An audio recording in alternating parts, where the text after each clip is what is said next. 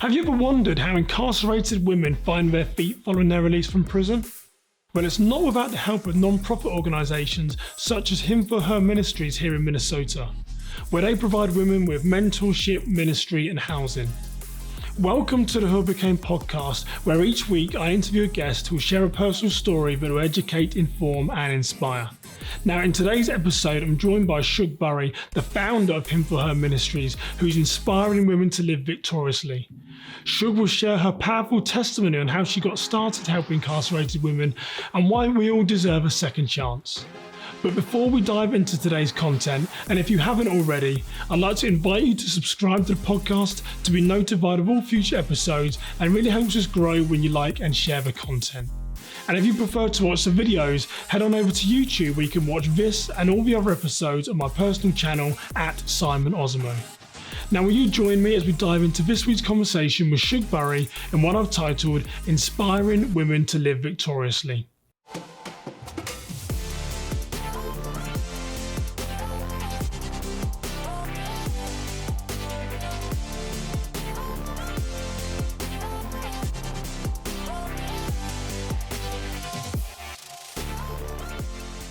Well, Shug Bury, welcome to the HIM4Her podcast. Thank you for having me. Well, and I'm really excited to talk to you because there's a lot of commonalities between our sort of mission and purpose, and even though I was a police officer for 14 years, I have a real love and desire of the underdog. Mm-hmm. And I know, your ministry, HIM4Her Ministries, is about sort of helping those sort of formerly incarcerated. So thank you for joining me. Yes, absolutely. It's an honor. It's like my favorite topic. Good. Well, we've got a lot to cover in a short amount of time, so be ready for a 3-hour conversation to the viewers. So maybe tell us a bit about HIM4Her Ministries and how it all got started. Well, I would love to. I've been working in prisons for over 20 years, and HIM4Her Ministries is HIM4Her Ministries. Started because I would go in and preach in the prisons and speak to the women. And basically, I was speaking in prisons around the world, in Africa, everywhere else. And here I work with Prison Fellowship Ministries, and I also am on their speaking keynote tour in the U.S. And what I was finding, which was really frustrating, is people would be changing their lives, turning it around, and then I'd watch them come back into prison once they were released. And so HIM4Her Ministries has 5 different initiatives come about because of need.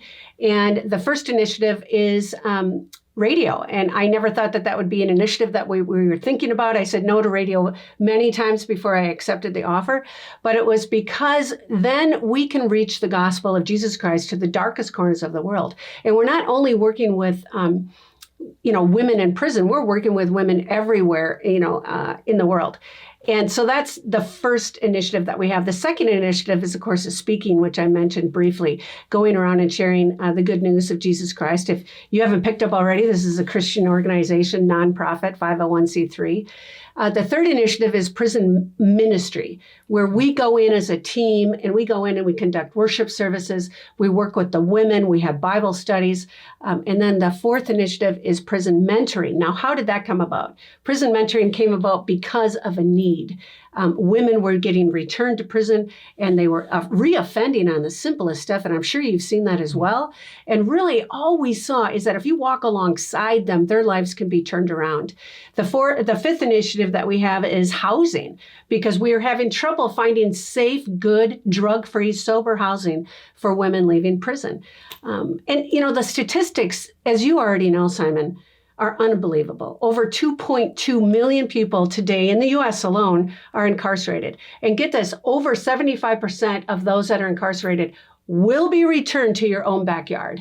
And when they get returned, they're going to reoffend probably within 5 years. So how does that change? Statistics show that if you mentor them, if you walk alongside them, that number, that 75% that will reoffend within 5 years drops to 8%. 8%, because we decided as a community to walk alongside these people and show them and give them an opportunity for a second chance. That's how HIM4Her Ministries started. Wow, and that is a passionate and very well-worded introduction. And I think that's one thing the viewers and listeners are definitely going to get from this, is just seeing your passion and your heart. And I know I've got a stack of questions to ask you. And bring them on, baby. I'm this ready. can go for a long time. But, so you mentioned about sort of what you saw in the prison system and these women reoffending. But what about you in your personal journey? I mean, what sort of drove you towards particularly sort of prison ministry? There's lots of things as a Christian you could do, but why specifically prison ministry? Well, I'm at that age where most of my friends are out golfing. And so this is not the most usual thing for a woman my age to be doing. In fact, a lot of my friends tease and call me Zsa Gabor, if that tells you anything about my age. I've just dated myself. I should say who there. I know, you will, Simon. Who is that? Here? So I'm an unlikely person to find in prison. So to go back, what started? How did I end up in prison? I was already doing mentoring and working with different churches in their outreach programs. I was preaching the gospel. I'm an evangelist by my gifting. And someone said, there's a really dysfunctional team inside a prison. Would you go and check it out? And would you preach and then come back and share with us how we can improve this ministry?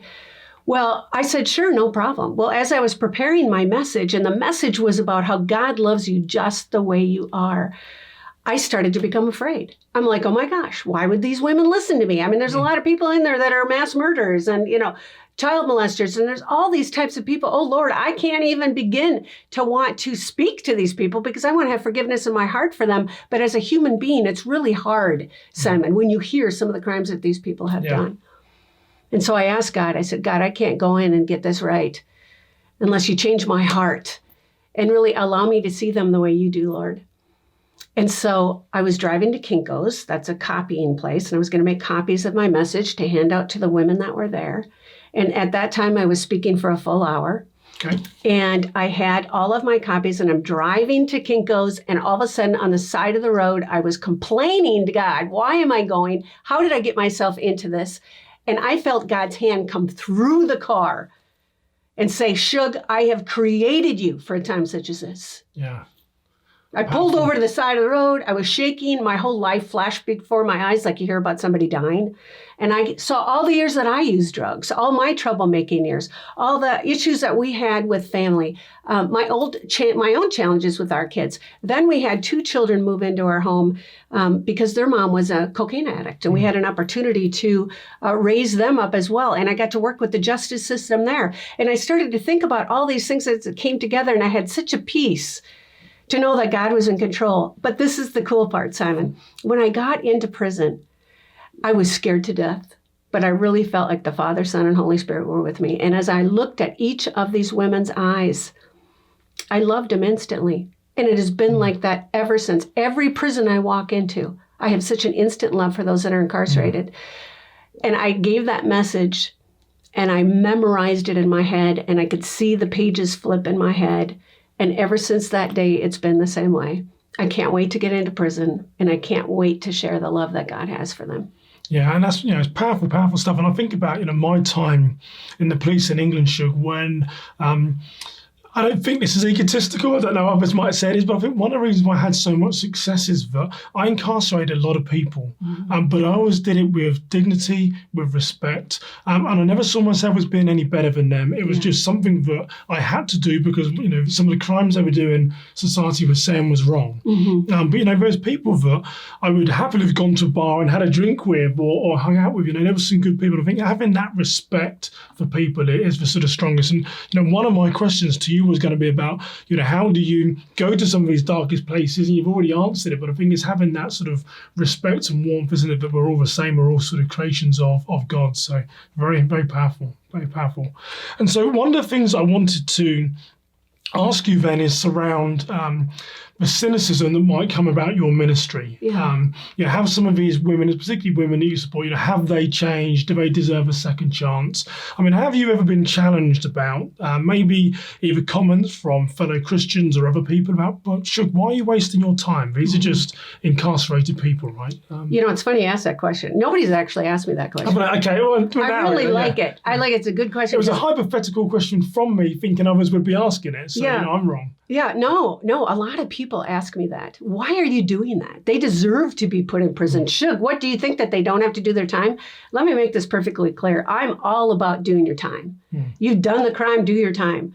But what the injustice where that comes in is once somebody is released and then society holds them to another sentence, where we're not giving them an opportunity for jobs and for housing and for second chances, where we're looking at them from their past and not looking at them what they can be in this new future. And so, surprisingly, Simon, the person who surprised me the most with their cynicism is I went to a church. Don't name the person. I will not. No lawsuits here today. I will not. In fact, you do not know these people. I went to this church and they invited me to come in and do a big conference on prison ministry. And we talked about mentoring. And I said, I would like to see your church begin mentoring some of these women as they come out of prison.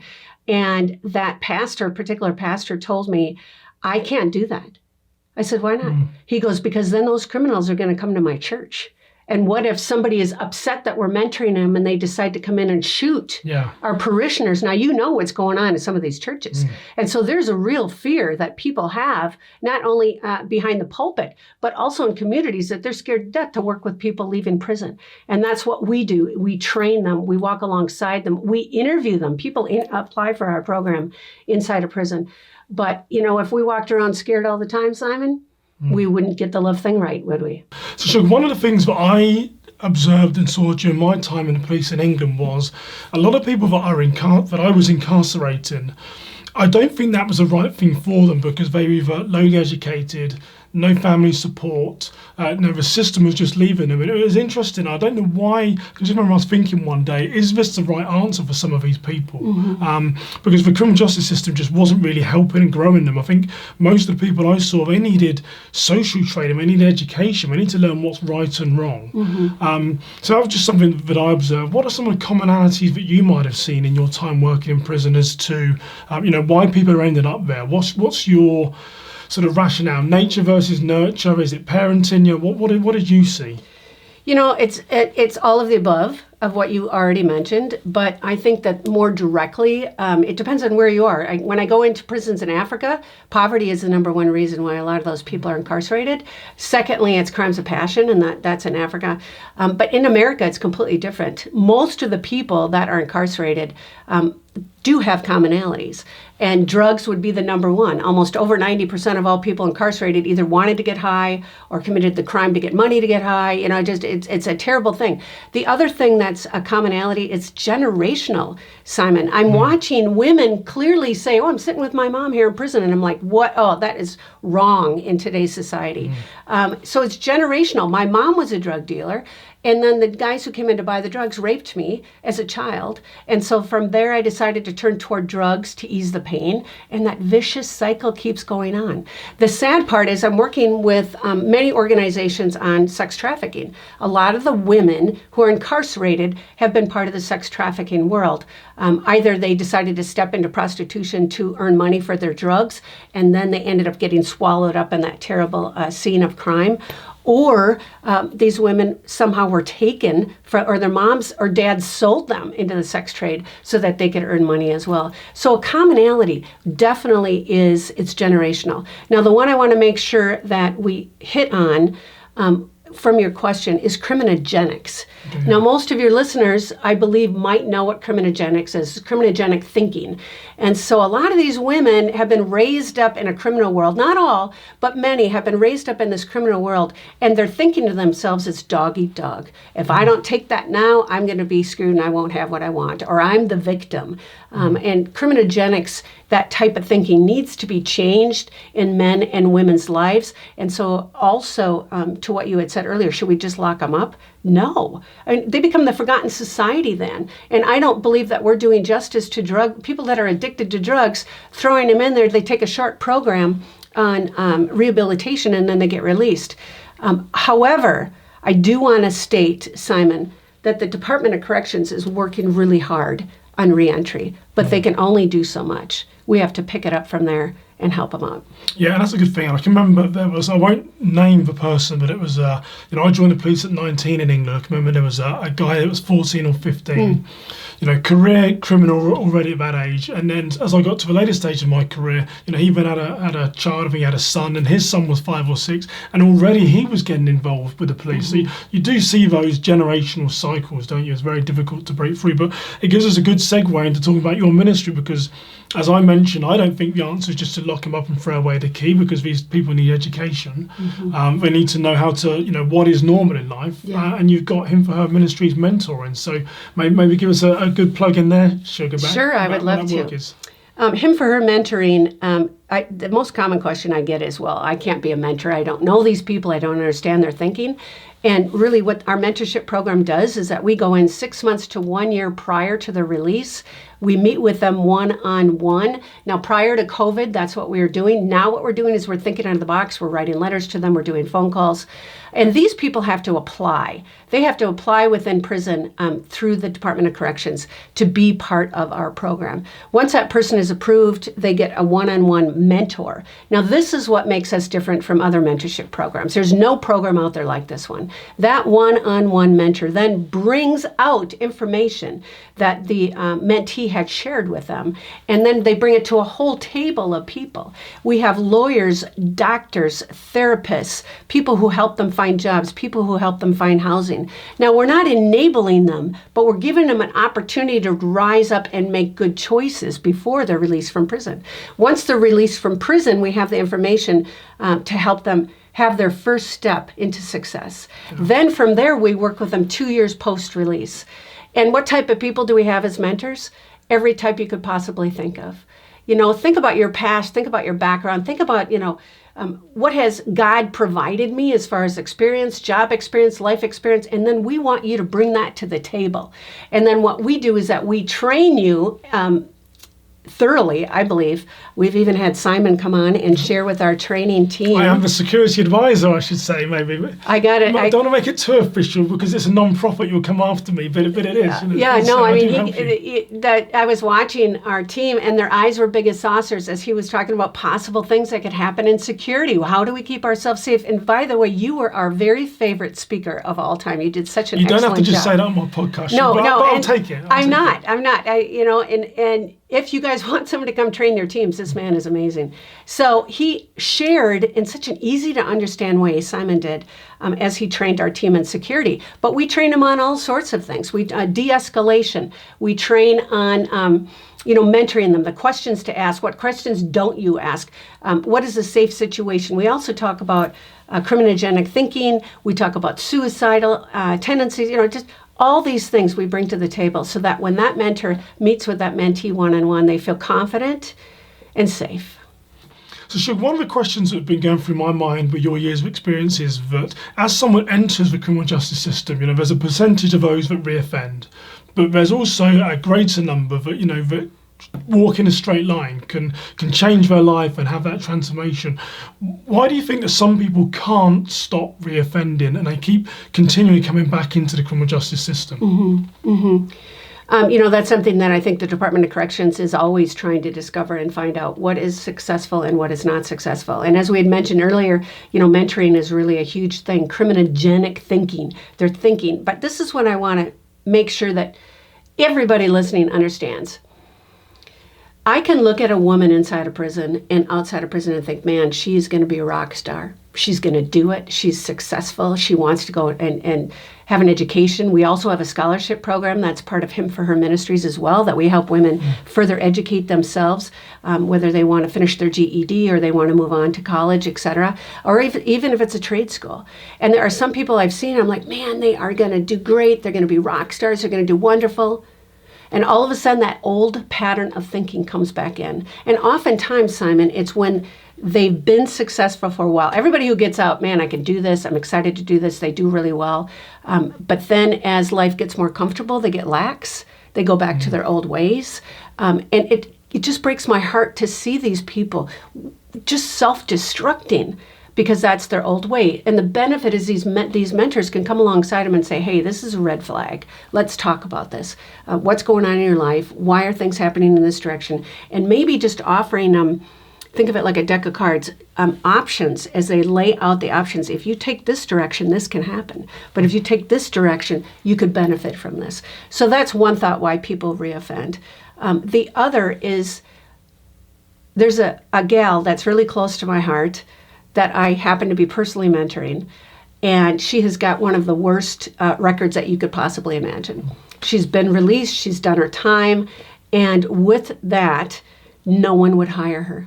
No one would give her a place to live. And we took her into our home. It's called the Revive Home, where we provide housing for women. And I gave her a job within the ministry. I gave her an opportunity to drive some people around. She earned a car, her own car. She pays her own insurance. Then she went out and got a terrific job delivering food and things to other places. And what's cool, she's working 2 jobs. She's paying her bills, and still nobody would take her in for housing. And she's living with us. And this is why it's so important that we have safe housing for women. And this person was probably somebody you would think is not going to be successful. And I'm watching her with drive and determination in Christ, I got to add that she is turning her life around. Yeah, and I think a lot of people, me for one, I believe that everyone has the power within them to be successful in whatever it is. You know, we're not all destined to be millionaires or rock stars or successful in business, but, you know, we all have a gift. And it's sometimes it needs a mentor or a coach to unlock that gift, which I think is why your ministry, again, is so important. What's one of the life lessons that you might have learned, Shug, in working with these women? What's one thing that you've seen about yourself that you didn't know before, perhaps? Let me ask that. Good question. You know, it's one of those things that when you take your eyes off yourself and you put your eyes on others, your life changes. It really does. And like I said before, I could be out golfing with my friends, doing this and that. But instead, I think about these women. I love them. And what's really changed on my heart is I'm not so judgmental. You know, it used to be, I'd go out in the street or I'd see something happen. I'm like, oh my gosh, that's it, throwing them in jail. But now that I've been in prison for 20 years, I see that a lot of times it's a snowball of circumstances that has caused this person to get to where they are. And how it's changed my life personally is that I now, Simon, want to see people the way Christ does. Now, I am far from perfect. Ask my husband, he'll tell you. None of us are. Yeah, I got to tell you. But I do strive and try to use the gifts God's given me to utilize it as a leader and to walk alongside these women and men inside of other prisons and help them be successful. It's changed my life dramatically. Yeah, it's become who I am. Yeah, I mean, I can clearly say today God created me for prison ministry. Yeah, and you threw the title of the podcast in as well. There should be a bell that dings every time someone does that, who I became. But, you know, and I mentioned to you offline about there was actually, if people haven't listened to the interview, it was with a gentleman called Gary Robinson, who, when he was 11, his mum murdered someone. At 11 years old, you know, you got this sort of young kid, and no one in the family would take him in because, you know, his mum was troubled. They believed he was troubled. You know, and there's a lot of other consequences that people can listen to in the podcast about him, you know, but by 15 he sort of tried to commit suicide. And I look back at that and thinking, as an 11-year-old child, to know that not only has your mum murdered someone, because by 11 you generally know right or wrong, and Gary did, but to know no one in your own family, your own DNA, your own flesh and blood is going to take you in. You know, how must that really prey on, you know, someone's mind as to who they became? I'll use my own plug in my show. And, you know, then at 19 he then is involved in crime, and he carjacks 2 guys, he ends up in prison. So, you know, even for me with my background in law enforcement, I find it very difficult to really judge the event at the end without knowing who he was, because, you know, at 11 years old, I mean, that is hard for anyone to really understand. I mean, it's heartbreaking to, when you know, I mean, when you're younger, you're not as sensitive to these things, but now, I mean, that is heartbreaking. An 11-year-old has to be separated from his parent. No one wants him. I mean, it's hard. And a lot of people turn to gangs. Yes. On my radio show, HIM4Her Radio, Women's Hot Topics, I interviewed a priest who runs the largest rehabilitation for gang members in California, in LA. And he said the same thing. His mom, you know, said, "You're not worth anything. I wish you were never born. You're garbage in my life." This is more common than it's not. But you know what? They're going to look for love. And they're going to look for love through the people who accept them. And, the same with women who are incarcerated. You're like, why are you hanging around with that dude? He's bad for you. And yeah, but he loves me. And so I think that's really, sometimes people become more codependent. And in that case, they join gangs, members, hang out with the wrong people. Relationships ruin a lot of women as well. And so I agree 100% with what you've said. And don't you think that as a society, we need to become a little bit more compassionate and think, okay, you've done your time. What can I do to help these people out? Do I have a job opportunity? Can I hold their hand a little bit in this job where, another person, they might be able to just be free to do well? So I think it's really important that we look at our own lives and say, how has God blessed me? And now how can I be a blessing to other people? Yeah, and there's another gentleman I interviewed called Lewis Conway. That podcast is not yet aired. I don't know when it will air when we release this one, but he also, I think he was 18, 19 when he was involved in an altercation. Someone ended up dying. He was convicted of manslaughter, and and Lewis now is in his 50s. And for someone that he did 30 years ago, he's incredible. He's a sort of civil rights activist in New York doing all this great work. But if you look 30 years ago where he was someone who killed someone, if you look where he is now, it's just so different. So it is hard, but we've all done things that we want to bury deep down, but no one is going to find out about. But some of these people, sadly, it's always on everyone's mind, isn't it? It's always on the lips. Well, you did this, you're a former this. Though, think about it, Simon. If you were judged your whole entire life on the worst thing you did, nobody would get anywhere. And, you asked me the question, what have I learned the most personally? I have learned the most personally about doing prison ministry is that you and I are all one bad decision away from prison. And life circumstances happen. And some people make the wrong choices on how to deal with that. But we need to remember that our prison system is broken. Corrections is broken. It's on the rise. And so I think it's most important that we take a step back and we think about, okay, what can I do? How can I be trained? How can I be equipped to help these people be successful? So give us a success story then, Shug. Tell us some good news about what your ministry is doing. Well, it's hard to pick just one. I did share about the gal who nobody would hire, and now she's working several jobs. She's paying, she's got her own car. She's traveling. Another woman we had in our program, and still is in our program, she has been an alcoholic, and vehicular homicide issues have happened. And she has been sent back to prison several times because of this. Her parents were done with her. And now she signed up for our program. She said, enough is enough. I want to turn my life around. And even her parents, we interviewed her parents, and they said, we even saw the change in her. Not when she got out, but the moment she signed the application to be part of your program inside of prison, and to watch how she wants to turn her life around. She said, it's high time I grew up. Speaking of growing up, we've had another mentee who was only 15 years old when she was incarcerated for the first time, and now she's 25. So really, you're being raised in the correction system. Yeah. And she has our mentor. She's got a wonderful mentor, Nona.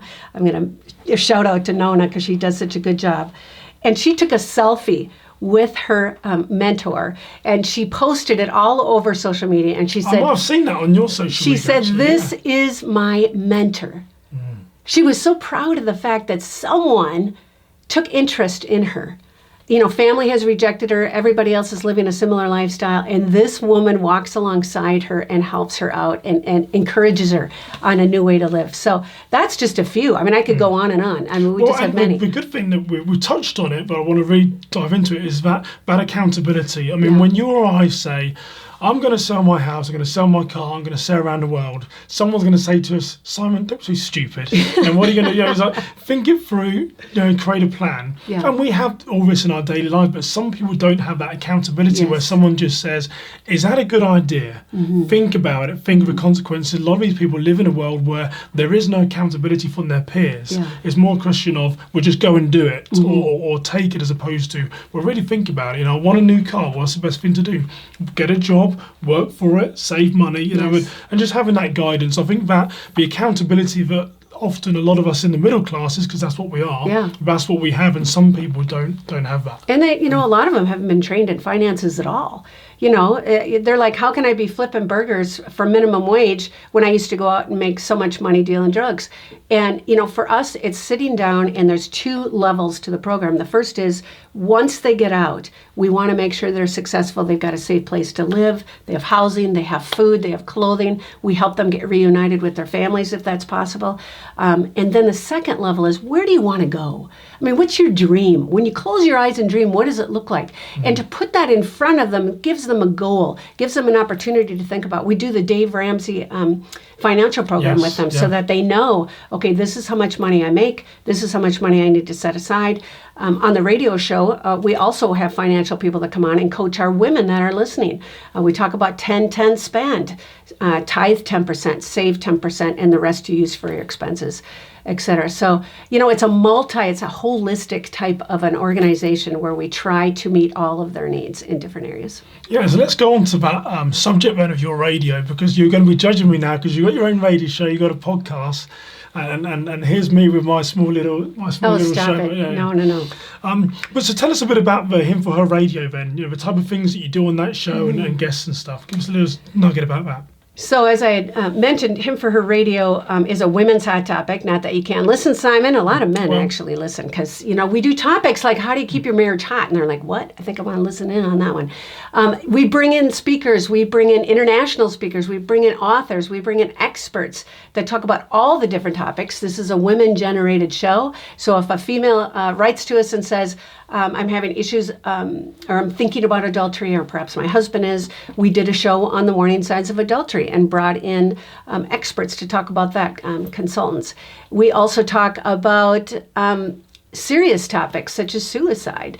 We've had military people come in and share their expertise on the warning signs of suicide and surviving suicide. We also have had a men's panel come on. We got to get you on, Simon. Yeah, get me on. Okay, this is it. Yeah. And so the men would come on, and I would shoot them different topics for women, and they would share their perspective of how they feel. We also have a women's panel that come on as we talk about different topics that are happening in society today. I just did a show on Where Are the Christians, where we talked about government. We talked about what's happening in politics. We talked about how we can rise up in certain situations to really bring out the best in our government. And our frustrations. It was a venting time for me at that moment. But also, we just cover a variety of topics, and there's not any topic that's too tough to touch. And we really are excited about it. We just did one yesterday with comedian Nazareth, who goes around the world. He's a comedian. He's hilarious. And we talked about why is humor important in our lives, and how do you communicate with your kids through humor. We do a lot of children's shows as well, as we talk about how do you stay sane when chaos happens in your home, and just a variety of topics that women are interested in. But how does that connection happen between prison and this women's hot topics? This is an opportunity for me, and I try to do it on every show, to share. Don't forget about the women in prison. Don't forget. Give them an opportunity. Give them a second chance. It's a vocal opportunity that I have to go into the corners of the world where these women are. Now imagine with me, Simon, for a minute, that if we have the ability to help someone who is really in a dark place, whether they're in their homes or they're in prison, and they receive Christ, they turn their lives around, they start to look at life through a new lens, then they go to the darkest corners of their world and share the good news of what they've heard and how people have come alongside them. So the radio show really does tie in well with all the ministries for women that we do. Yeah, I mean, and it's, I love hearing you just talk, and I've never heard you preach. I'd love to, actually, because there's just so much passion in everything that you say. And one of the questions that I wrote down was about sort of your inspiration, because you inspire a lot of other people to find who they became and find their purpose. Mm-hmm. But sort of, Shug Bury, what inspires you, or who inspires you? I guess a two-part question. Well, it's kind of obvious. It's a Christian organization, and God's word inspires me. I mean, I remember the first time I opened up the Bible, I thought, man, this is boring, this is dry, I can't get anything out of it. And then I joined a Bible study where people explained it to me. I joined something called BSF, Bible Study Fellowship, and they really broke everything down by the verse, and they related it to today so that I could understand it. And I remember getting in my car and crying and saying, God, I don't want to be that person. I don't want to be that kind of mom. I want to be a mom and a person that you want me to be. I want to be a wife that you want me to be. And that turned my life around. And I just have watched God. One of my favorite verses, Isaiah 6:8 in Scripture, and it says, "Here, my Lord, send me." And he has sent me, Simon, to the darkest corners of the world, and now nationally through our radio show. We air through Salem Network. Please tune in if you can, or anywhere where there's podcasts. Any podcast platform, you can find HIM4Her Women's Hot Topics. And if people have ideas or suggestions, please send them in. But my passion is driven because of my love for Christ, and I want to slide into home base exhausted, knowing that if I've done everything I could possibly do with the spiritual gifts that God has given me to lift other people up and get the love thing right. Yeah, and you've answered this question a little bit, but you took it from my lips. God must have been giving you some great wisdom then. But what would you, as you look at your work that you do, what would you want to be remembered by? That's a good question. You answered parts of it, but I took it away from you. But what would you want people to say about Shug Bury at the end of all this? That she loved Jesus. That's probably the biggest thing in my life. I really want to get the love thing right. That was coined by my own pastor, and I reuse it over and over and over again. There's nothing new. It's okay to borrow Joel Johnson's ideas. I do it all the time. I know, and it just, it's just powerful to think my life is not about me. I wasn't put on this earth to serve me. I was put on this earth because God had a plan for my life. And really, friends, Jeremiah says that God says, I know the plans I have for you, declares the Lord. And if his plan is so much better than my plan, and whenever I take the steering wheel of my life and decide I'm going to go in this direction, God gently, and sometimes hits me over the head with it, brings me back because he has a plan for my life. And the evangelist will come out when I say that if you don't have Christ in your life, it's a simple ask. Jesus, I want you to come into my life. I want you to direct my life from this point forward. And it's a surrender. And for me, a woman who is kind of hard-headed and has her own opinion, it's difficult to surrender, Simon. Oh, yeah. But I've had the opportunity and privilege to do that, and then I watched God open the floodgates of blessing in my life. I love doing what I do. Nothing gives me greater joy than to be able to help a woman that nobody else could care about. Yeah, and I should say that on my arm, people watching the video, my tattoo actually says, surrender is the path to freedom and life. Amen. So to remind myself to surrender, but I'm not in control. I have to have it tattooed on my inner arm, Shug. So it is a struggle. So, you run a great ministry. There's people who are going to listen that are going to feel our conversation is going to resonate with some people. They're either going to know someone in the criminal justice system, they're going to know someone who's incarcerated right now, or they're going to feel that I've got a heart to help others. So what are the best things that people can do to help your ministry? You're a 501c, so you're non-profit. What can people do to help you, Shug? Well, I think the first thing is most people that are part of our ministry or come alongside our ministry are called. They feel a calling. Like if you're listening right now and your heart's beating, pay attention to that.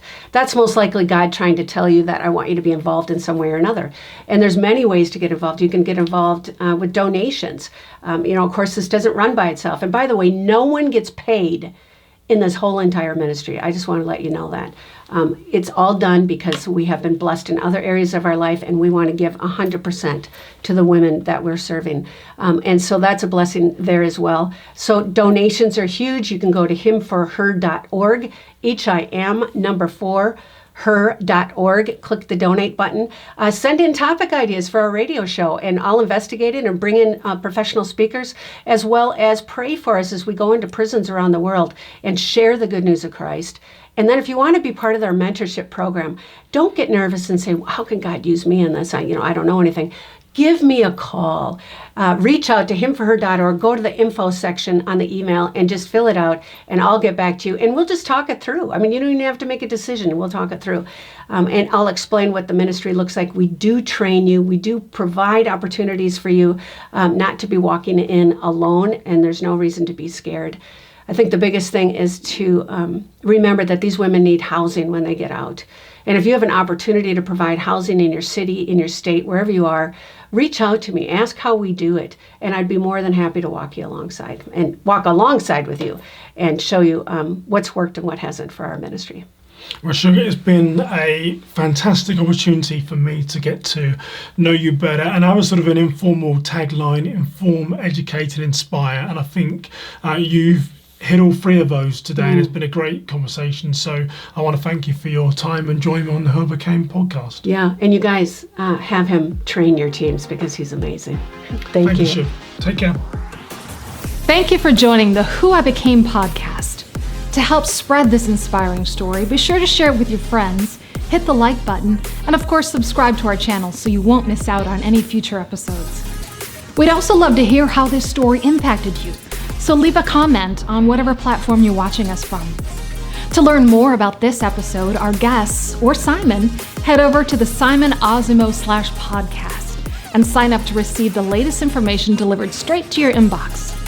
Once again, thank you for joining us for the Who I Became podcast.